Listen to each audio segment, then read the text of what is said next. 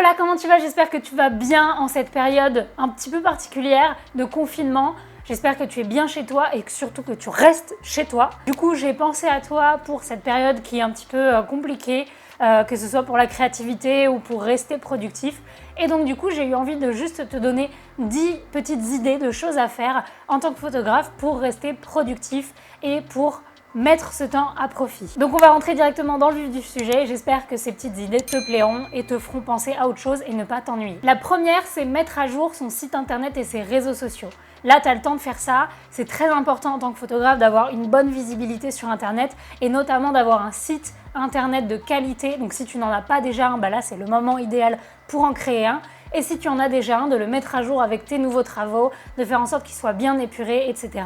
Et pareil pour tes réseaux sociaux. En numéro 2, tu peux retoucher des anciennes photos ou retoucher des séances photos qui sont en attente. Je sais que c'est difficile quand on est en plein dans le feu de l'action d'avoir tout qui est à jour en termes de retouche. Donc là justement, tu peux prendre le temps de te mettre à jour et de retoucher toutes les photos clients que tu devais retoucher. Et si tu n'as pas de photos à retoucher, tu peux prendre des anciennes photos comme ce que j'ai fait dans ma vidéo de la semaine dernière où tu vas retoucher comme tu le ferais aujourd'hui pour comparer un peu et pour te rendre compte de la progression que tu as eue. En numéro 3, regarder ou même binge-watcher tout le contenu de vidéos photos sur YouTube. Alors moi, je te conseille une très bonne chaîne YouTube que j'ai découvert il n'y a pas longtemps qui s'appelle Lina Kayser Photographie. Voilà. Numéro 4, et ça c'est la chose qui te permettra de continuer à pratiquer, c'est de prendre des autoportraits. À défaut de ne pas avoir de modèle disponible, tu peux très bien commencer à prendre des autoportraits même si tu en as déjà.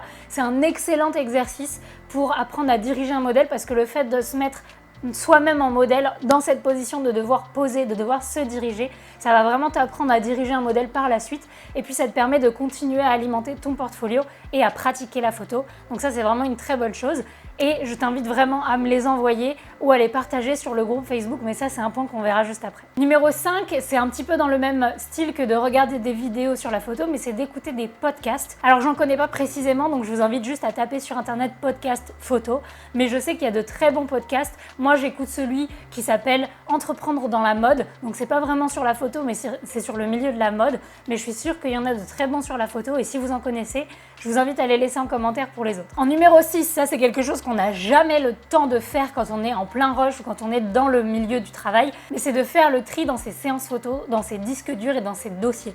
Je sais qu'il y a plein de dossiers que tu as mis en vrac parce que c'est des anciens RAW, que tu avais fait le tri, mais que tu avais laissé les fichiers au cas où, etc.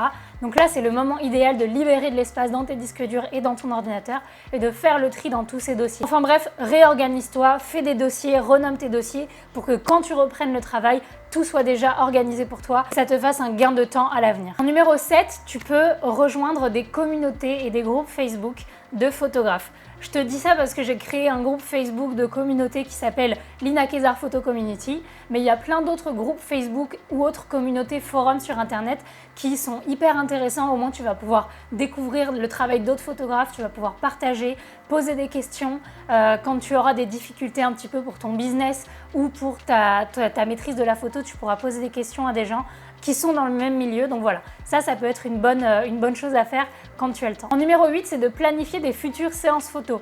Là, comme tu as le temps, ça peut te permettre de pouvoir directement commencer à faire des séances photos quand ce confinement sera terminé.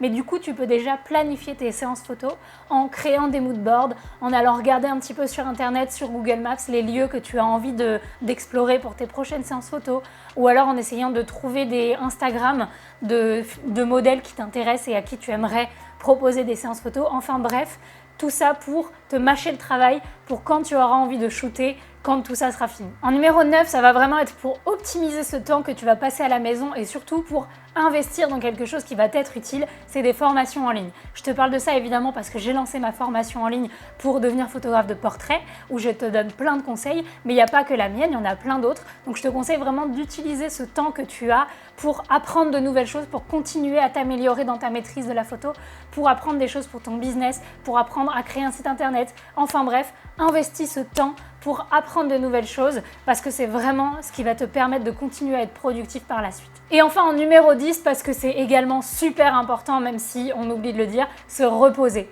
Tout ce temps que tu vas passer à la maison, ça sert évidemment à être productif, mais pour être productif, il faut se reposer. C'est inutile d'essayer de suroccuper tes journées pour ensuite faire un burn-out quand tu vas recommencer.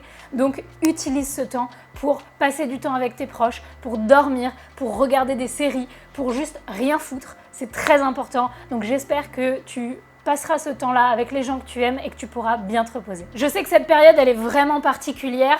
Pour la chaîne YouTube, je vais essayer de continuer à vous faire des vidéos tous les lundis, mais évidemment, soyez tolérants avec le fait que je puisse pas vous montrer énormément de séances photos, puisque il n'y a pas de modèle de dispo et que je ne peux pas sortir. Donc voilà, je vais continuer à chercher des idées. Si vous avez des idées à me suggérer pour faire des nouvelles vidéos, n'hésitez pas en commentaire.